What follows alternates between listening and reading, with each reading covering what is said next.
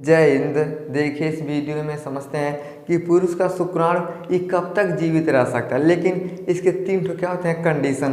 कौन कौन होता है? पहला कंडीशन ये होता है कि मास्टरबेशन करने पे, यानी कोई भी पुरुष अगर मास्टरबेशन करता है, हस्तमैथुन करता है, उसका शुक्राणु जैसे बाहर जाता है ये कितना समय तक जीवित रह सकता है। दूसरा होता है वेजाइना के अंदर, जैसे मेल और फीमेल आपस में संबंध बनाते हैं तो जो पुरुष का स्पर्म होता है जैसे वेजाइना के अंदर जाता है तब कितना दिन तक जीवित रह सकता है। तीसरा होता है ठंडी जगह पे, यानी ठंडे में हमारा शुक्राणु कब तक जीवित रह सकता है। तो इसके विषय में हम समझते हैं। तो सबसे पहले समझते हैं कि मास्टरबेशन करने पे अगर हमारा शुक्राणु जमीन पे गिर जाता है तब कितना समय तक जीवित रह सकता है। लेकिन सबसे पहले समझते हैं कि शुक्राणु बनता कहाँ है। अब ध्यान समझिएगा, इससे हम बोलते हैं मेल जननांग। क्या होता है? ये मेल जननांग होता है। एक चीज़ समझिएगा, हाई गोल का दिखाई दे रहा है, इसे हम बोलते हैं टेस्टिस। क्या बोलते हैं? इसे हम टेस्टिस बोलते हैं। तो टेस्टिस के अंदर क्या बनता है? ये शुक्राणु बनता है। इस तरह से क्या होता है? ये शुक्राणु होता है। लेकिन इसको बनवाता कौन है? एक टेस्टोस्टेरोन नाम का हार्मोन होता है, वही क्या करता है तो शुक्राणु को बनवाता है। कहाँ बनता है? ये टेस्टिस के अंदर बनता है। अब जैसे पुरुष क्या करता है? मास्टरबेशन करता है। अब कैसे करता है? इसे बोलते हैं पेनिक्स। क्या बोलते हैं? इसे हम पेनिक्स, यानी इसे हम लिंग बोलते हैं। क्या बोलते हैं? लिंग बोलते हैं। अब पुरुष क्या करता है? अपने पेनिस को क्या करता है? ये जोर से क्या करता है? घर्षण करवाता है। अब जैसे घर्षण करवाता है ना तो इस रास्ते से क्या होता है? ये शुक्राणु निकलता है। अब शुक्राणु करके क्या होता है? ये पेनिस के माध्यम से क्या होता है? बाहर आता है। अगर आप मास्टरबेशन करते हैं तो ये जो आपका वीर्य होता है, ये शुक्राणु होता है, ये कहाँ गिरता है? तो जमीन पे। क्या होता है? ये जमीन पे भी गिरता है। अब जैसे आपका शुक्राणु जमीन पे गिरता है ना तो जैसे हवा के संपर्क में जाता है तो कब तक जिंदा रह सकता है? यानी आधा घंटा, यानी 30 मिनट तक। 30 मिनट तक क्या होता है भाई? आपका शुक्राणु जीवित रहता है। लेकिन अगर आपका स्पर्म ताकतवर है तब कितना समय? तो 30 मिनट से लेके 1 घंटे तक, 1 घंटे तक या 45 मिनट तक। अगर आपका शुक्राणु थोड़ा कमज़ोर है तो 30 मिनट तक ज़मीन पे जीवित रहता है। अगर थोड़ा मजबूत है यानी 30 मिनट से लेके 1 घंटे 45 मिनट तक आपका शुक्राणु क्या होता है? ये जीवित रह सकता है। कब होता है? जब आप मास्टरबेशन का क्रिया करते हैं तब। समझ में आएगा? दूसरा होता है कि वेजाइना के अंदर कितना समय तक जीवित रहता है। अब ध्यान समझिएगा, ये होता है भैया मेल जनांग, इसे हम बोलते हैं फीमेल जनांग। अब फीमेल जनांग में क्या होता है? तो सबसे बड़ा माध्यम होता है सेक्स करने का, यानी वेजाइना। समझिएगा, इसे हम बोलते हैं वेजाइना, यानी इसे हिंदी में हम योनि बोलते हैं। क्या बोलते हैं? योनि बोलते हैं। तो मानव क्या करता है? इसी के द्वारा संभोग करता है। अब जैसे संभोग करता है ना तो पुरुष अपने पेनिस को कहाँ डालता है? इस वेजाइना में। अब जैसे वेजाइना में डालता है ना तो शुक्राणु निकल के इस तरह से भागने लगते हैं। क्या होते हैं? भागते हैं। लेकिन भागते भागते कहाँ जाते हैं हम? हाइजोन गोल का, इसे हम बोलते हैं ओवरी बोलते हैं। क्या बोलते हैं? ओवरी बोलते हैं। ओवरी के अंदर क्या होता है?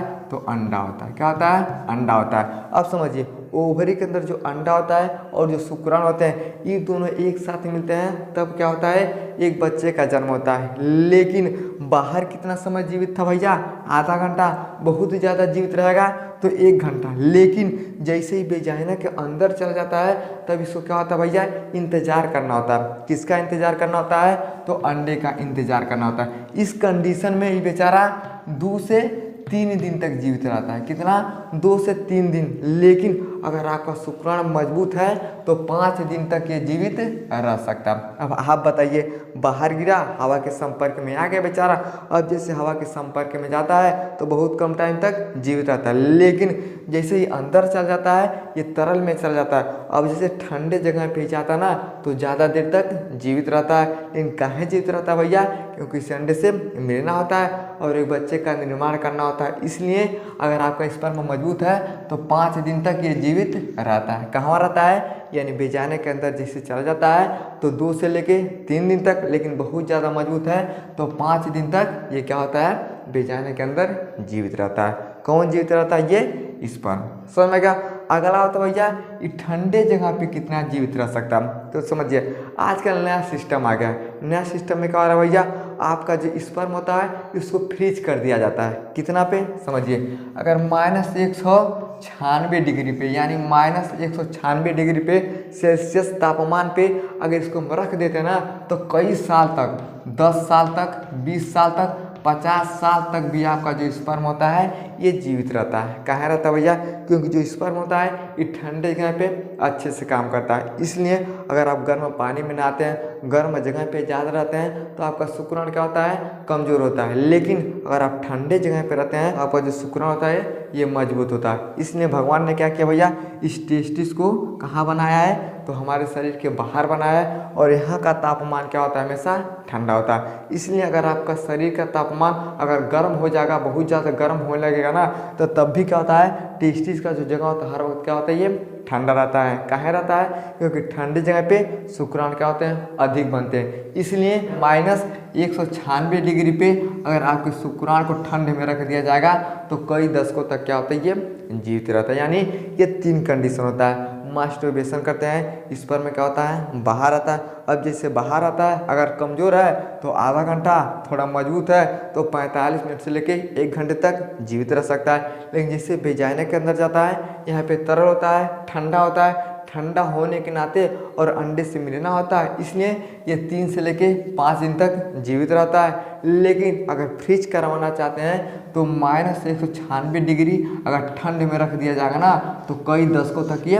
जीवित रहता है। अब इससे होता क्या भैया? तो फ्रीज करवा कर रख दीजिएगा, जब आपका मन करेगा तब क्या कर सकते हैं? ओवरी के अंदर इसे डलवा सकते हैं, अंडे से फर्टिलाइजेशन होगा और एक बच्चे का निर्माण आसानी से हो जाता है। लेकिन आजकल लोग क्या कर रहे हैं? इसे फ्रीज करवा देते हैं। कहाँ करवा देते हैं? कि बहुत दिन तक ये जीवित रहेगा और उनके पास कोई संतान नहीं रहेगा, इस संतान आसानी से पैदा कर लेंगे। समझ में आ गया? आई होप आपको समझ में आ गया कि जो पुरुष का शुक्राणु होता है ये मास्टरबेशन करने पे कितना समय तक जीवित रहता है, वेजाइना के अंदर जाने पे कितना समय जीवित रहता है और ठंडे जगह पे कब तक जीवित रह सकता है। समझ में आ गया? तो वीडियो को लाइक शेयर सब्सक्राइब जरूर करें। जय